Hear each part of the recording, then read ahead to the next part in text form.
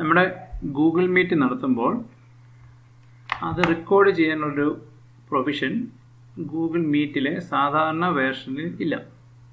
അത് Google പ്ലസ്സിലും meet പ്ലസ്സിലും ഒക്കെ നമുക്ക് കിട്ടും. പ്രോ വേർഷനാണ്, നമുക്ക് പൈസ കൊടുത്തു കഴിഞ്ഞാൽ അത് കിട്ടും. അതിനകത്ത് ചിലപ്പം ഇങ്ങനെയുള്ള മീറ്റ് റെക്കോർഡ് ചെയ്യാനുള്ള ഓപ്ഷൻസ് ഉണ്ടാവും. പക്ഷേ നമ്മുടെ സാധാരണ ഇതിൽ അതില്ല. അപ്പോൾ നമുക്ക് ചെയ്യാവുന്ന കാര്യം നമ്മുടെ സ്ക്രീൻ റെക്കോർഡർ ഉപയോഗിച്ച് നമ്മുടെ മീറ്റിങ്ങിനെ റെക്കോർഡ് ചെയ്യാം. ആരുടെയെങ്കിലും പ്രശസ്തനായ വ്യക്തിയുടെ ഒരു മീറ്റിംഗ് നമ്മൾ കണ്ടക്ട് ചെയ്യുന്നു, അത് നമുക്കൊന്ന് റെക്കോർഡ് ചെയ്യണമെന്നുണ്ടെങ്കിൽ, അല്ലെങ്കിൽ നമ്മൾ ക്ലാസ്സിൽ നടത്തുന്ന മീറ്റിൻ്റെ ഇതൊന്ന് വീഡിയോ ഒന്ന് റെക്കോർഡ് ചെയ്യണമെങ്കിൽ ഒക്കെ നമുക്ക് ചെയ്യാൻ പറ്റുന്നത് നമ്മുടെ സ്ക്രീൻ റെക്കോർഡർ ഉപയോഗിച്ച് നമുക്ക് ചെയ്യാൻ പറ്റും. മൊബൈലിലാണെങ്കിൽ ഇഷ്ടംപോലെ സ്ക്രീൻ റെക്കോർഡർ ഉണ്ട്. അതിൽ AZ സ്ക്രീൻ റെക്കോർഡർ എന്ന് പറഞ്ഞിട്ട് ഒരെണ്ണമുണ്ട്. അത് നല്ല രീതിയിൽ ഉപയോഗിക്കാൻ പറ്റുന്നൊരു സാധനമാണ്, ആപ്പാണ്. അതുപോലെ ധാരാളമുണ്ട്. ഓക്കെ, ഇപ്പം നമ്മുടെ ലാപ്ടോപ്പിലാണെങ്കിൽ നമുക്ക് ചെയ്യാൻ പറ്റുന്നത്, അല്ലെങ്കിൽ സിസ്റ്റത്തിൽ നമുക്ക് ചെയ്യാൻ പറ്റുന്നത് സ്ക്രീൻ റെക്കോർഡർ എന്ന് പറയുന്നത് സിമ്പിൾ സ്ക്രീൻ റെക്കോർഡർ എന്നൊരു സ്ക്രീൻ റെക്കോർഡർ ഉണ്ട് ഉബുണ്ടുവിൽ. ഒരു ആപ്ലിക്കേഷൻസ് സൗണ്ട് ആൻഡ് വീഡിയോയിൽ സിമ്പിൾ സ്ക്രീൻ റെക്കോർഡ് എടുക്കാം. അപ്പോൾ ഇതാണ് അതിൻ്റെ പേജ്. അത് കഴിഞ്ഞിട്ട് ഫസ്റ്റ് പേജ്, അത് കഴിഞ്ഞ് മുന്നോട്ട് പോകുമ്പോൾ ഇവിടെ നമുക്ക് കുറേ ഓപ്ഷൻസ് ഉണ്ട്.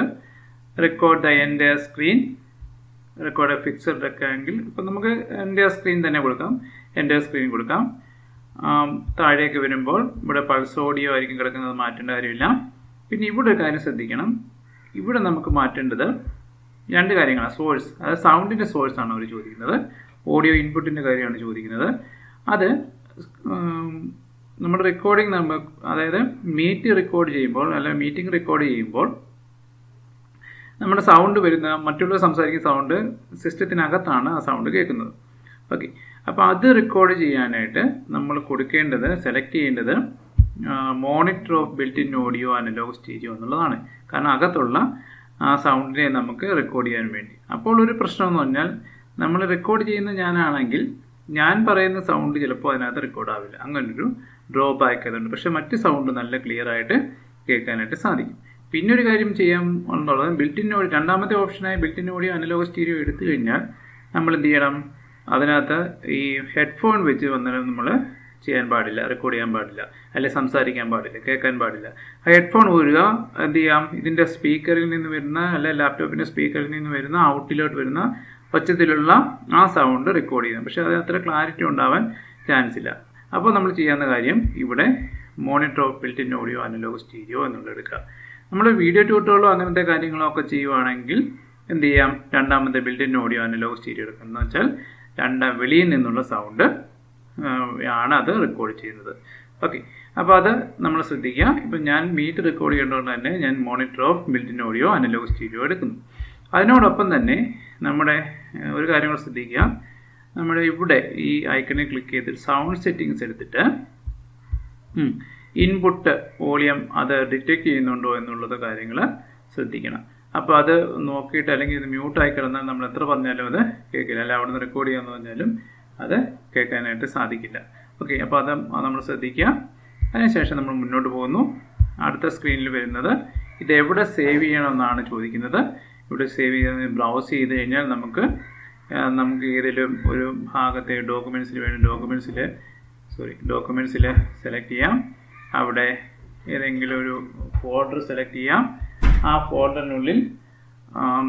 ഫോൾഡറിനുള്ളിൽ നമുക്ക് ഒരു പേര് കൊടുക്കാം. ഇതിന് പേര് കൊടുത്ത് മീറ്റ് റെക്കോർഡിംഗ് എന്നുള്ളത് കൊടുക്കാം. എന്നിട്ട് സേവ് എന്ന് കൊടുത്തു കഴിഞ്ഞാൽ ആ രീതിയിലേക്ക് ഇവിടെ നമുക്ക് എന്ത് ചെയ്യാം, ആ പേര് ഇവിടെ വരും. ഇതൊരു പ്രാവശ്യം. രണ്ടാമത്തെ പ്രാവശ്യം വരുമ്പോൾ ഇത് സേവ് ചെയ്യാൻ, രണ്ടാമത്തെ പ്രാവശ്യം വരുമ്പോൾ ഇതിന് വേറൊരു പേര് കൊടുക്കണം. വേറൊരു മീറ്റിംഗ് ആണ് വരുന്നെങ്കിൽ അതിന് വേറൊരു പേര് കൊടുക്കണം. അല്ലെങ്കിൽ ആദ്യത്തേലൊക്കെ എന്ത് ചെയ്യും, ഓവർ റൈറ്റായി പോകും. അപ്പോൾ രണ്ടാമത്തെ റെക്കോർഡ് ഇത് കംപ്ലീറ്റ് ചെയ്ത് കഴിയുമ്പോൾ, ഒരു റെക്കോർഡിംഗ് കംപ്ലീറ്റ് ചെയ്യുമ്പോൾ രണ്ടാമത്തെ റെക്കോർഡ് ചെയ്യണമെങ്കിൽ നമുക്ക് എന്ത് ചെയ്യാം, അടുത്തത് സേവ് ചെയ്യാം, അല്ല അടുത്ത പേര് കൊടുക്കാം. അപ്പോൾ ഇവിടെ മാത്രം മാറ്റിയാൽ മതി, പേര് മാത്രം മതി. അല്ല ഇത് ലൊക്കേഷൻ മാറ്റണമെങ്കിൽ അതും ചെയ്യാം. ഓക്കെ, ഇനി വേണ്ട കണ്ടെയ്നർ എന്നുള്ളത് ചിലപ്പോൾ നിങ്ങൾ എടുക്കുമ്പോൾ MKV ആയിരിക്കും കിടക്കുന്നത്, അത് മാറ്റി MP4 ആക്കുക. അവിടെ കോഡക്ക് എന്നുള്ളത് 264 എന്നുള്ളത് ആക്കുക. അതിന് താഴെ ഓഡിയോ എന്നുള്ളത് MP3 വോർബിസ് എന്നായിരിക്കും ചിലപ്പോൾ കിടക്കുന്നത്, അത് മാറ്റി MP3 ആക്കുക. അത്രയേ ഉള്ളൂ ഈ വിൻഡോയിലുള്ള മാറ്റങ്ങൾ. അതിന് കണ്ടിന്യൂ കൊടുക്കുക. കണ്ടിന്യൂ കൊടുത്തിട്ട് ഇത് ഞാൻ ഈ സിമ്പിൾ സ്ക്രീൻ റെക്കോർഡിൽ തന്നെയാണ്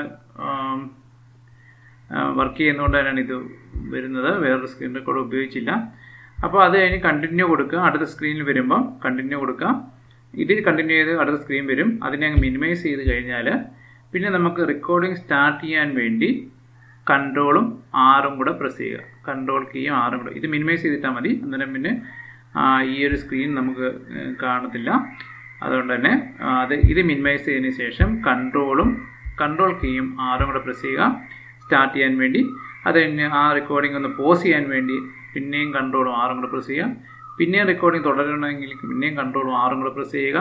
പിന്നെ ലാസ്റ്റ് സ്റ്റോപ്പ് ചെയ്യണമെങ്കിൽ പോസ് ചെയ്യണമെങ്കിൽ കൺട്രോളും ആറും ഒരു പ്രാവശ്യം കൂടെ പ്രസ് ചെയ്യുക. അപ്പോൾ അത് പോസ് ആവും.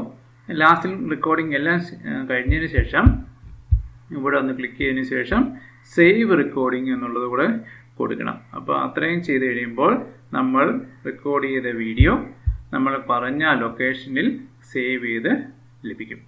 അപ്പോൾ അങ്ങനെ നമുക്ക് ആ മീറ്റിങ്ങിനെ നമുക്ക് റെക്കോർഡ് ചെയ്യാനായിട്ട് സാധിക്കും. ഓക്കെ, അപ്പോൾ അത് ഒരു സിമ്പിൾ സ്ക്രീൻ റെക്കോർഡ് വെച്ചിട്ട് മീറ്റിംഗ് റെക്കോർഡ് ചെയ്യാം. ഇനി അടുത്ത പ്രാവശ്യം വരുമ്പോൾ ഞാൻ നേരത്തെ പറഞ്ഞു, അടുത്ത പ്രാവശ്യം വരുമ്പോൾ ഈ സ്ക്രീനെല്ലാം ഇവിടെ തൊട്ടായിരിക്കും തുടങ്ങുന്നത്, ഏറ്റവും മുന്നിൽ തൊട്ടായിരിക്കും തുടങ്ങുന്നത്. ഇവിടെ കണ്ടിന്യൂ കൊടുക്കുക, അടുത്ത കണ്ടിന്യൂ കൊടുക്കുക. ഇവിടെ മാറ്റേണ്ട കാര്യമില്ല.